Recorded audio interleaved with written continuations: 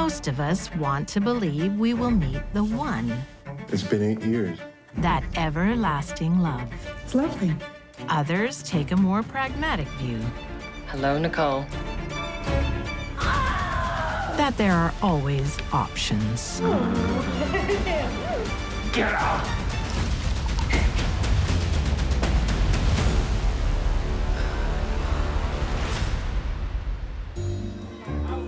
42-year-old Jamila Mubarak knows how to strut her stuff.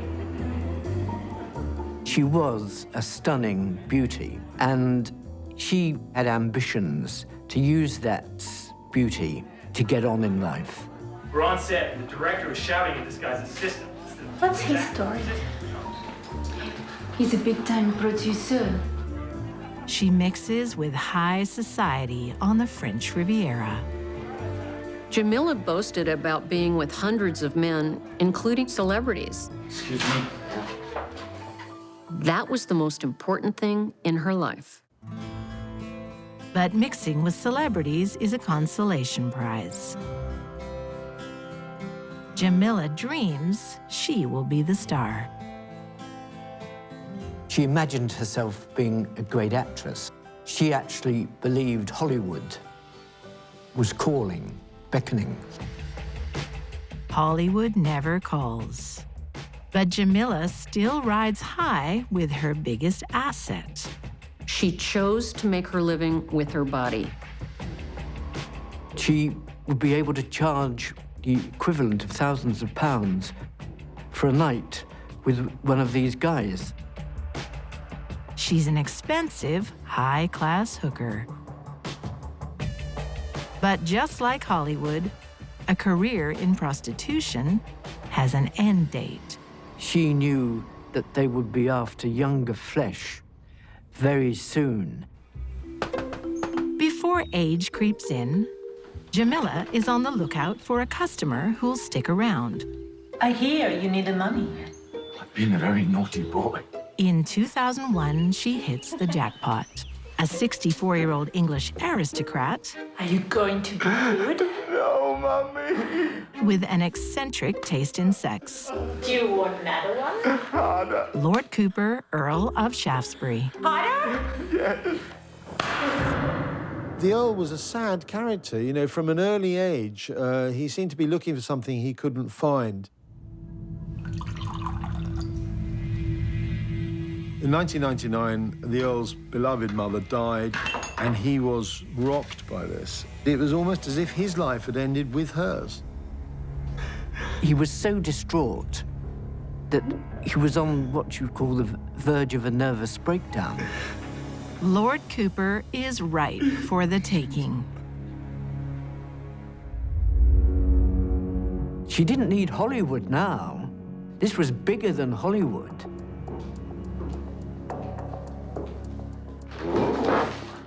Jamila circles the Earl like a vulture,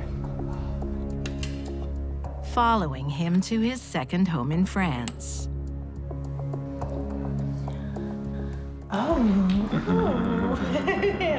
She certainly knew how to work men.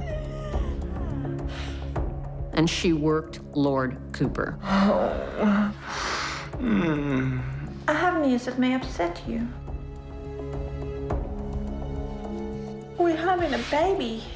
I don't want us to have a bastard child. At heart and soul, he's an English gentleman.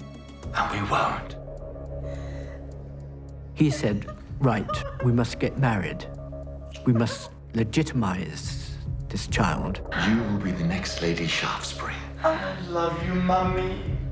Jamila got exactly what she wanted.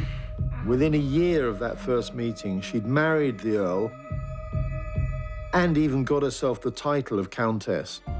While the new Countess of Shaftesbury takes a title in lieu of Hollywood dreams, in Los Angeles, California, Jane and Brent Carpenter are already living theirs. How about fields of gold? Yellow, you mean? It's on trend. It's on school buses. Although there was a 20-year difference between them, it didn't seem to matter in what they shared in common. 49-year-old photographer Jane and commercial artist Brent have enjoyed the success of their design business for many years. They both love the creative arts. They love theater. They really got along and were like soulmates. But with age, responsibility starts to creep into their glamorous life. Hello, Carpenter Studios. Hi, it's Trudy from the nursing home. It's your grandmother. She's had another fall. How is she? She's okay, but she's in hospital. I see. Okay, thank you.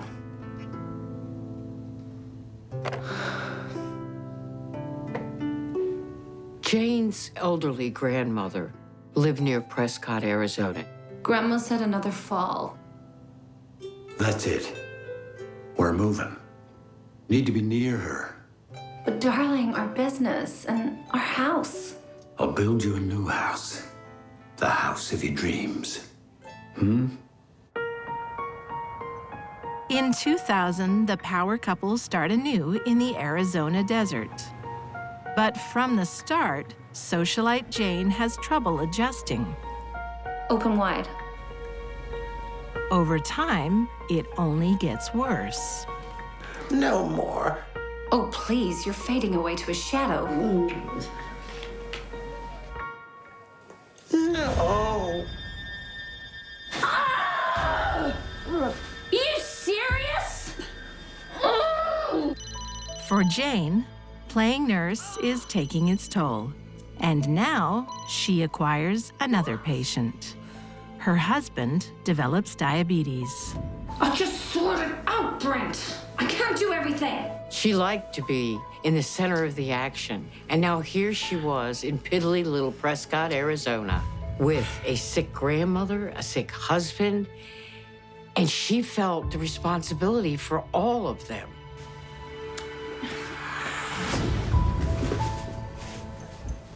Okay, thank you. While one family's ties are fraying, another is binding tightly.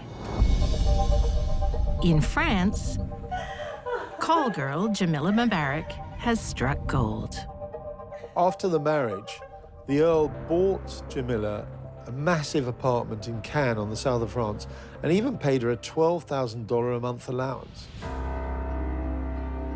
But not long after the wedding bells, her new husband is perplexed. He had married her because she told him that she was pregnant.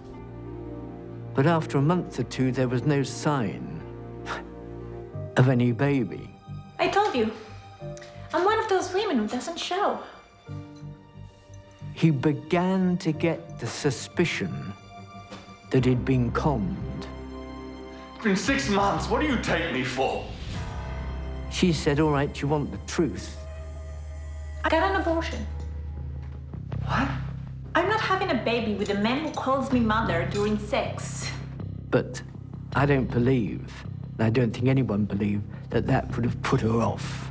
Jamila wants to be rejected, but not divorced. And the Earl unwittingly obliges. Get out!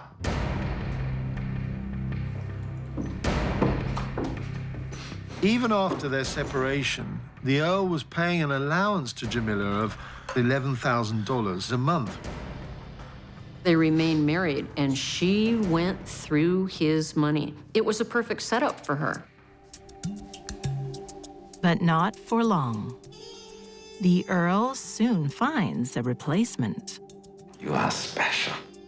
The Earl met another high-class escort called Nadia and started to profess his undying love for her. He now wants to divorce Jamila so he can marry another prostitute. Yes? What is it? Pardon, sir, but your wife is here. All right. All right. In order to marry Nadia, of course, the Earl was going to have to divorce Jamila. Come to apologize. I'm sorry. Forget it. It's over.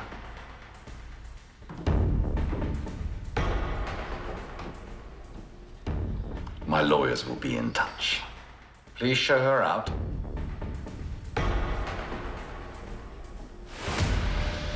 And there is no way she wanted to get divorced. That would mean losing her allowance, her lifestyle, and everything. When things don't go our way, most of us take it on the chin, but not Jamila Mubarak. And in Arizona, she has a kindred spirit in Jane Carpenter when the future looks bleak. They had planned on being able to come out here and pick up photography work and different kind of marketing work on the side to supplement their income, and I think they found it more difficult than what they had thought was going to happen. Instead of a comfortable semi-retirement, they are drowning in debt. What are you up to? Nothing. Don't worry about it. They went from having $175,000 in the bank and no debt to having just $700 and a refinanced mortgage. It was a big change. Their financial picture was starting to crumble around them. That's it. Feel the rhythm. Become the beat. Jane wants to focus on Jane. Jane was feeling a lot of stress.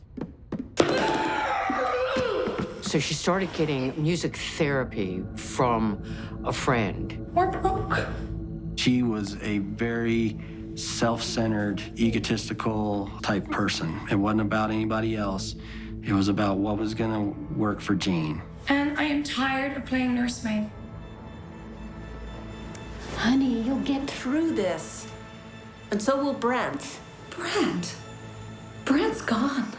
It was as if his illness put him below her attention. It seemed like the cracks in this once serene relationship were starting to show. One night, I went to bed next to my husband, and the next morning I wake up with an old man. It had to be a big burden for anyone, but for Jane, who was made to soar free in the city lights, this was oppressive. Jane Carpenter's marriage vow, for better or worse, doesn't seem to apply. Nor does Jamila Mubarak's. Her version keeps the better for herself and the worse for her husband. She reaches out to her brother, Mohammed. Jamila's brother, Mohammed, was just as bad as she was. The plan is to coax the Earl with peaceful cooperation. I know we get a divorce. I just wanted to be civilized. Thank you. It's coming. Good. On November 5th, 2004, the Earl is not sure what to expect. Jamila? You're looking well. Mohammed?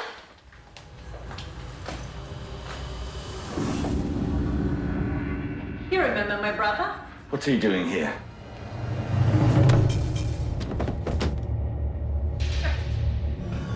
What are you doing?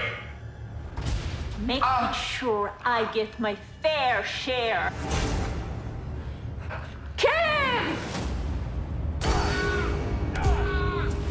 He didn't use a gun, a knife. He used his bare hands and strangled the life out of him. Jamila stood there and watched.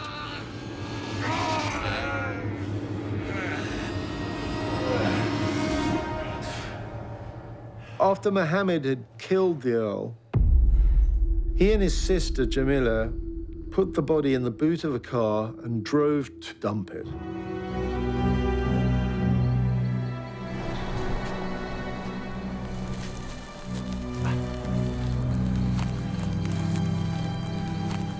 They are confident the Earl will never be found in a remote ravine outside of Cannes.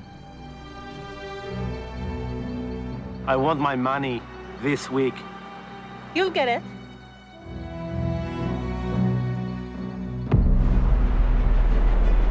Jamila Mubarak's new life is about to begin. But in Arizona, that's still a dream for Jane Carpenter, until she snaps on June 4th, 2002. On that particular day, Jane woke up at 6 o'clock in the morning. Brent slept in till 7. When he came down to the kitchen, Jane was there. She attacked him by hitting him in the head with 2 rocks.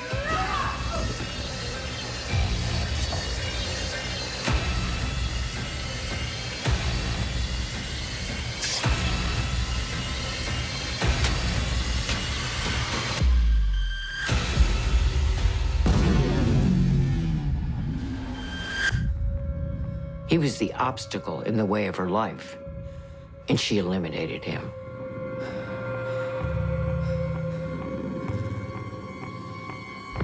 Jane doesn't skip a beat. She went to visit her grandmother, and when she came back 3 hours later, surprise, she discovered a body on her floor.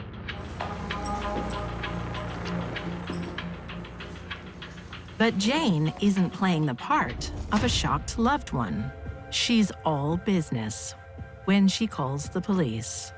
We didn't find anything broken, anything pried, anything destroyed. No sign of a break-in. But the back door wasn't locked. Or anything open. So you said. And you didn't touch the body at all? Not even to check for a pulse? I'm no doctor, but I know dead when I see it. It was fairly obvious it wasn't a robbery, it wasn't a person who came from the outside. Stranger still, there are no fingerprints. So no prints anywhere? No, sir. Not finding workable fingerprints in a house where 2 people live, that's kind of odd. Typically where people live, they leave fingerprints. It had been cleaned somewhat recently. Does your dog always bark at strangers? Yep. The police have suspicions. Strange. But there's no evidence to back them up. Police had absolutely 0 forensic evidence to tie anyone to this crime. Brent's death became a cold case. It didn't look like it would ever be solved. In France, Jamila Mubarak thinks she's committed the perfect murder. But her victim is one of the richest men in Europe. When he disappears, questions are going to be asked. Jamila claims ignorance, but her phone records tell a different story. There was a phone call about having to give blood money to her brother for what he had done. And Jamila's bank account confirms a suspicious payment. In the week after the murder, 150,000 was transferred from her account into her brother's account. But there's still no body until 5 months later, hikers discover the Earl's remains in an area investigators know Jamila visited. Madam, have you been to this area before? No. They had her cell phone records that pinpointed that exact spot. That is very interesting, because we have cell phone records proving that you were in the area.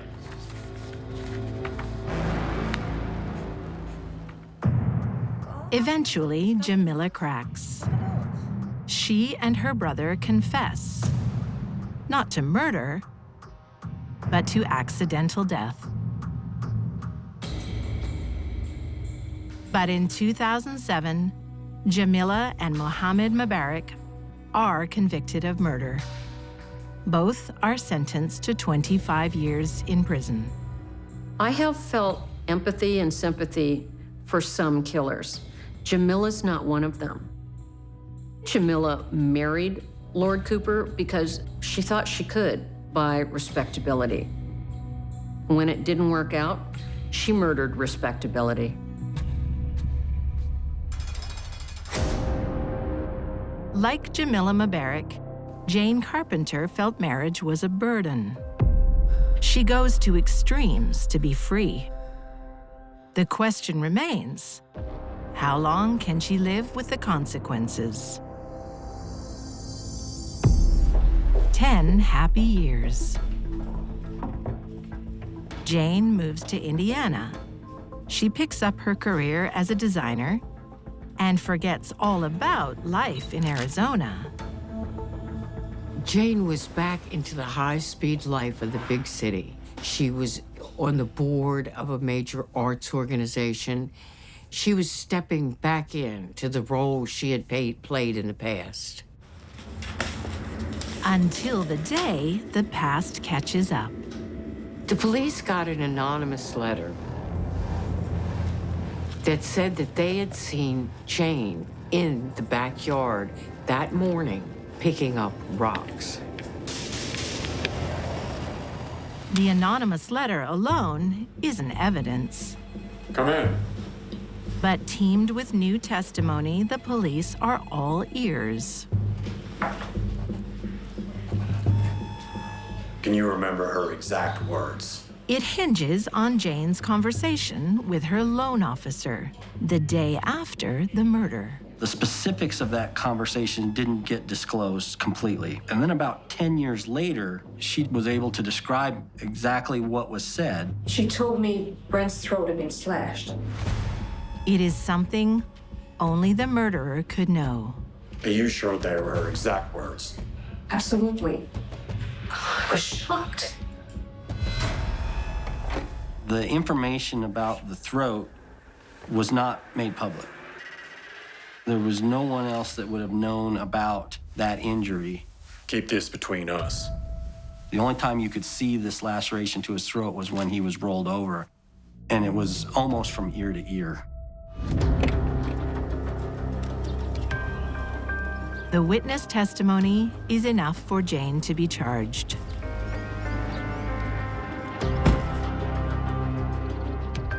Yes?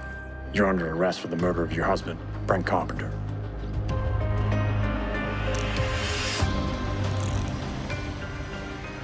What it came down to was not who did it, but who else would have done it. In 2016, the jury convicts Jane Carpenter of first-degree murder. She's sentenced to life in prison with the possibility of parole after 25 years. To see that Jane was going to be held responsible for what she did, nothing will ever bring Brent back, but it did help provide some satisfaction. Divorce should be the solution to dying love. That boy's no good. But some people want more than freedom. As happens in Tennessee in the year 2000. Help me kill him.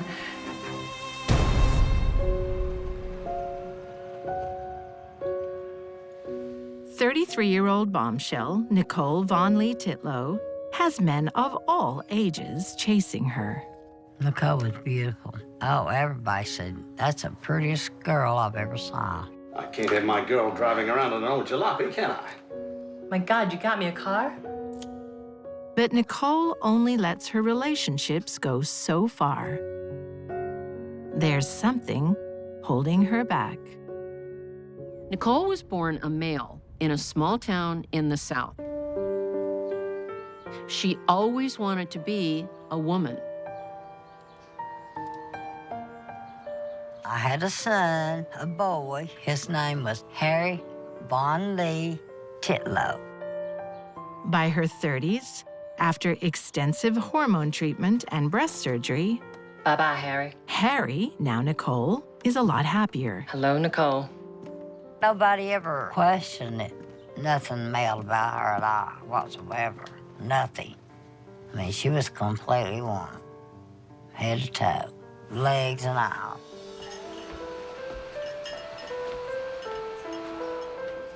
If she did not tell you that she had been born a male, you would never know. Oh, that's very nice. What do you think, Ma? But Nicole needs one more operation that she and her mom can't afford. It's gonna take a while. Her rich auntie, 61-year-old Billie Jean Rogers, offers to help. You should come live with us. I'll introduce you to all my rich friends. No one knows her true intentions. When Billie Jean looked at Nicole, she saw a desperate person who would do anything to get the money she needed for her reassignment surgery. And that appealed to Billie. Devotion is both a family's greatest strength and its biggest weakness. When does obligation become manipulation?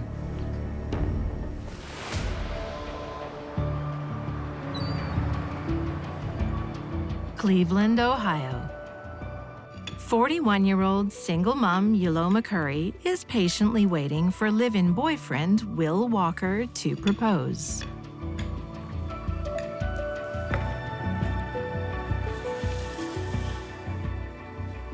It's been 8 years. William Walker was a firefighter, well-respected in the community. He had been married also and divorced and had 2 children. And when they met, they fell in love. It's lovely. But it seems she's waiting in vain. Do you really like him? Yuloma is getting very impatient. She wants to get married. Hey, look what I got. There are no wedding bells, but Will gives Yuloma and her 16-year-old daughter everything else. Wow. It's beautiful. Just like your mother. When Will and Yuloma got together, the whole family moved in. Will was a really hard worker, trying to create as much money as he could to provide for his family and move them into a better situation. You kids behave yourselves. Of course. Will even tolerates the daughter's 19-year-old boyfriend, Chad Padgett. Chad was a kind of a low-level weed dealer. That boy's no good. Well, he's the father of her child. They just seemed to rub each other the wrong way. He still ain't no good. But despite that, Will allowed Chad to stay in the home with them.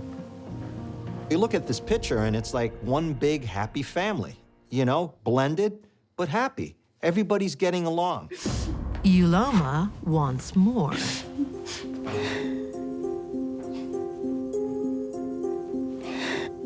Hey. Yuloma is getting very impatient, so she devises a plan. She's gonna force him into marrying her. And how is she gonna do that? What did the doctor say? It's breast cancer. Not pregnancy. No, stage 4 breast cancer. Yuloma pretends to be terminally ill. That's all right. There are wonderful treatments out there, and you can beat this, darling. Not that I can afford. She had told Will that she didn't have the insurance that would cover what kind of treatments she would need. You just jump on my insurance. But we're not married.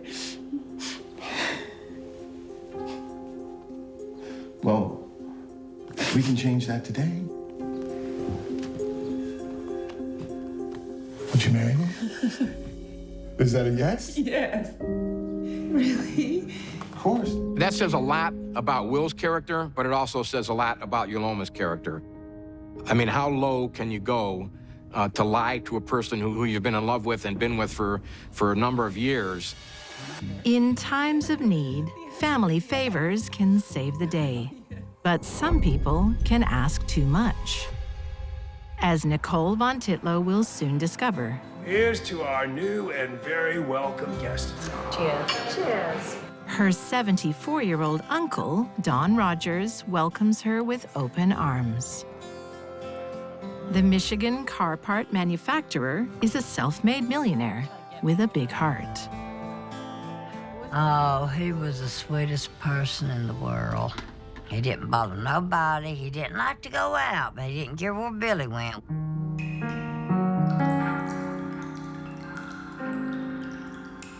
Don has a big drinking problem and is happy to spend time alone, leaving Billie Jean to amuse herself.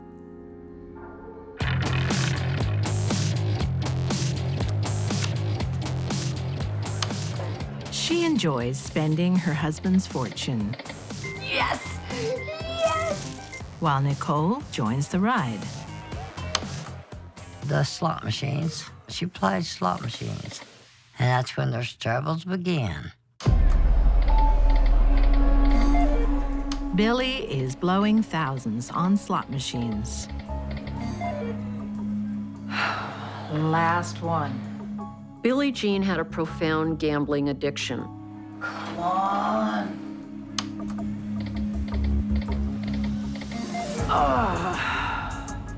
There were nights where it appeared she was spending between $10,000, $15,000, $20,000 at the casino and losing it.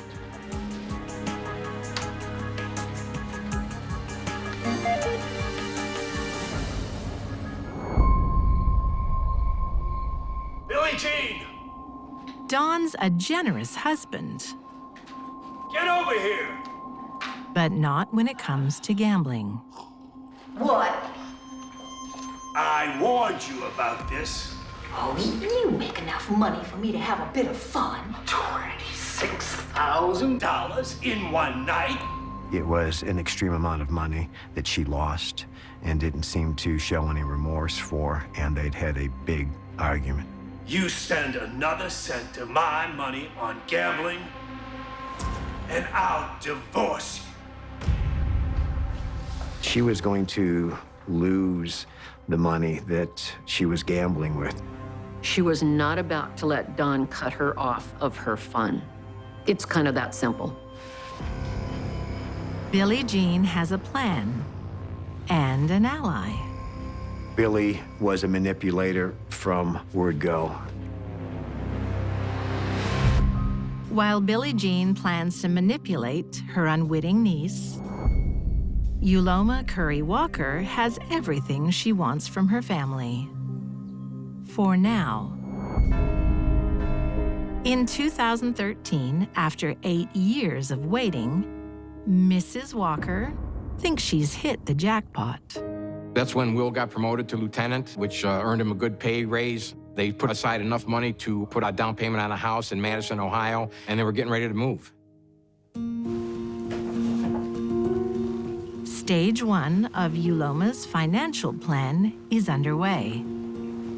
She was quite an avid shopper. Yuloma is known as someone who was really well put together, had her hair done, seemed to always be dressed nice. A fake illness is the perfect excuse for a spending spree. Are you opening a store? Well, I need a little retail therapy to cheer me up. And her loving husband That's beautiful. makes sure she has everything she needs by working 4 jobs. Well, I'm just here to get changed real quick. Are you working tonight? Oh, yeah. While William is hard at work, Yuloma is busy forging his signature. Yuloma is using William's name and social security number, opening up credit cards, getting bank loans. She had a couple of credit cards taken out in Will's name that he was unaware of. William, working his butt off, doesn't know anything about it. But when you build your house on a mountain of lies, something's got to give. Yuloma went out and raked up tens of thousands of dollars worth of debt on Will's credit cards. She really knew she was in trouble when they got those credit card bills. She couldn't handle them. Ma, are you okay? Yuloma feels that the window of opportunity is closing here and that William is going to find out about her secrets. I need your help, baby girl. Yuloma's solution to the problem was to recruit her juvenile daughter and the daughter's drug-dealing boyfriend. Ma needs your help. What's up? You know what we talked about before? Lieutenant William Walker had an insurance policy. Yuloma believed that she was the beneficiary of that insurance policy, and that was for approximately $500,000. We gotta do it. William, Yuloma knows, is worth more dead than he is alive. You'll have to be waiting there for the gun. And when he gets back, you'll have to shoot him. It wasn't enough for Yuloma to conspire to kill a man that was very, very good to her. She made it a family event. In Michigan, Billie Jean Rogers has the same idea. August 12th, 2000.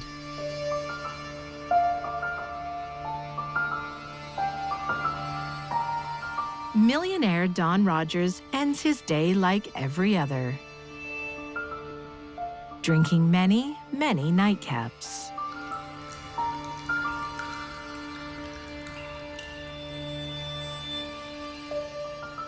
It wasn't unusual for him to consume large amounts of alcohol to the point of even passing out. Don is out cold when his wife and her niece return from another casino marathon. When Billy saw Donald on the floor, passed out, that's when they hatched the plan. Help me kill him. Now Nicole finds out why she's been invited to stay. I'll give you $100,000. She was under the influence of a very close family member and made a very poor choice. You can get yourself fixed up. She agrees. Okay. Yeah? Okay. I can do this. Okay. Billy would hold Donald's mouth open, Here. Here, you. and Nicole would pour the vodka into it, hoping that he would either drown or die of alcohol poisoning. Pour it down his throat. Oh, give me that.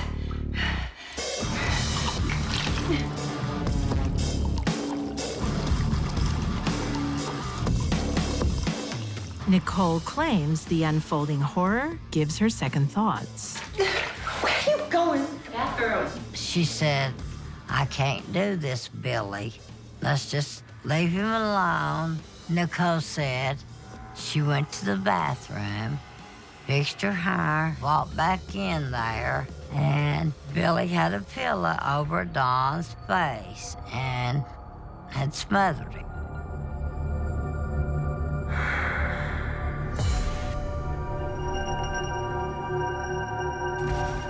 When Don made Billie Jean the sole beneficiary of his fortune, his days were numbered. Billie Jean dials 911 to report a tragedy. I'll make the call.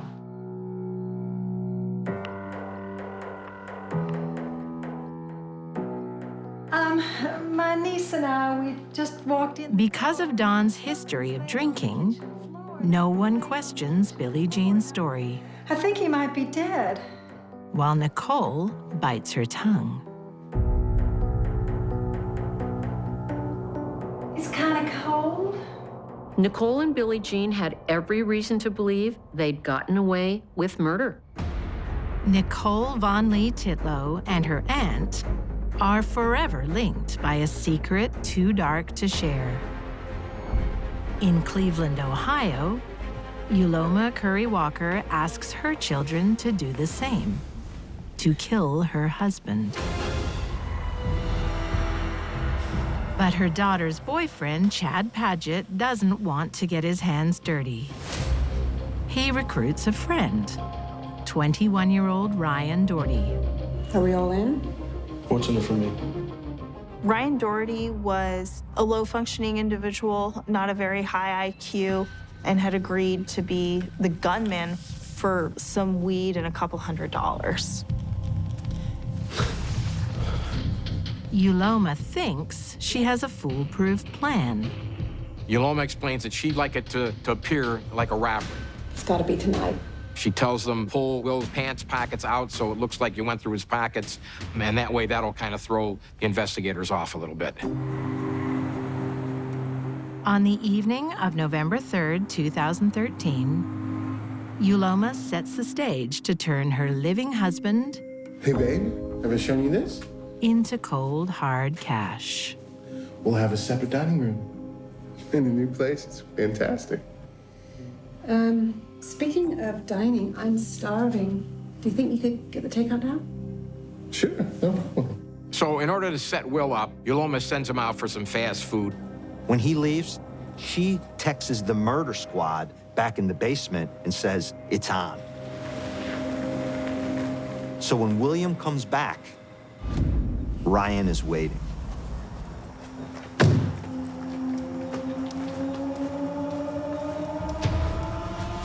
Ryan pops out behind those garbage bins.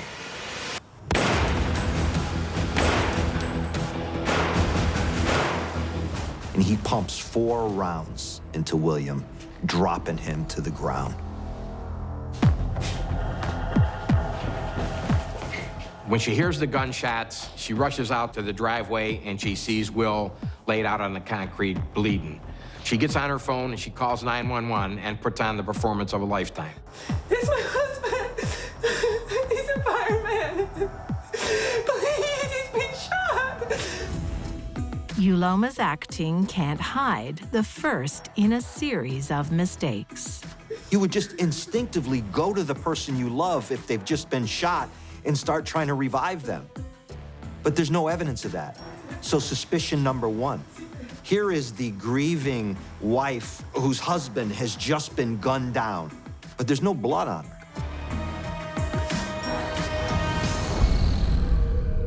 William Walker dies in the hospital later that night, with no idea his wife is his killer. You know, Will gave Uloma everything, and what she gave him in return was a bullet. When murder and family collide, it's the ultimate betrayal. Unlike Uloma, Nicole Von Lee Titlow can't handle the guilt.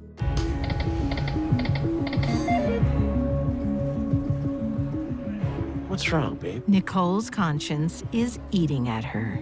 She spills to her boyfriend, Danny. Don's dead. Nicole fell into a common pitfall. She couldn't keep her mouth shut. Billy did it. She put Barker in his mouth. She was feeling bad about what had happened.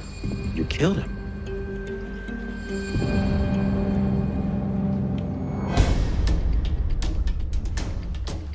Shattered and scared, Now remember, in her own words. Danny goes to the police. Grabbed the ball out of my hand, she pulled it down his nose. He agrees to wear a wire when he next meets Nicole. So she did all the work. I'd have to let go. I put just a little bit of vodka in his mouth. And it was really weighing heavy on her. She didn't need a lot of encouragement. She grabbed the ball out of my hand and just pulled it up his nose. I think Nicole may have thought that because she didn't actually kill Don, that she wasn't responsible for his murder in any way. She was wrong. Very wrong. Although Nicole incriminated herself, Billie Jean says nothing.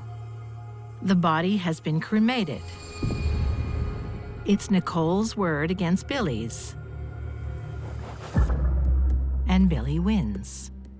There was no physical evidence against her, so she was smart not to make any statements. Billie Jean Rogers is acquitted. Nicole Von Lee Titlow is found guilty of second-degree murder. In 2002, she's sentenced to a minimum of 20 years in a male prison. She receives parole in 2021. Billie Jean doesn't get to spend her dead husband's money for long. 6 months after her acquittal, she dies of cancer. Whether Billie Jean was involved in the murder of her husband or not, it doesn't matter. She never got to enjoy the money. In Cleveland, Ohio, Uloma Curry Walker's dream to cash in on her husband also isn't going to plan. You'll receive around $20,000 from the firefighter fund. And his pension? Uloma neglects to check the paperwork. No, that goes to his daughter. Insurance? His daughter and his ex-wife. She doesn't get a dime from Will's life insurance or pension. Here's your copy. As Will neglected to list her as a beneficiary on those policies. Will's first wife and children are the beneficiaries.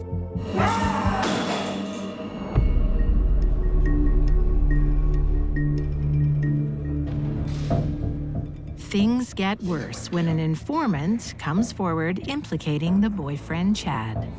And we have your DNA in a shell casing. Who was Yoloma? Chad said that it was Yoloma who directed this hit against her husband. Stand up, put your hands behind your back. The dominoes fall. They bring in her daughter, and what does she do? She gives up her own mother. All right, let's go. In 2016, Chad Padgett pleads guilty to involuntary manslaughter with conspiracy and is sentenced to 28 years in prison. Ryan Doherty pleads guilty to aggravated murder and receives 23 years. As a minor, her daughter pleads guilty to delinquency and serves 1 month detention. Yoloma ruined not only William Walker's life, but then she ruined her daughter's life, all for her own greed in receiving an insurance payout. Yoloma Curry Walker is found guilty of aggravated murder and conspiracy. She is sentenced in 2017 to life in prison with no parole. Yoloma's grand financial plan came up empty and achieved nothing but pain for those who loved her. No empathy, no sorrow, nothing. And she'll die in prison.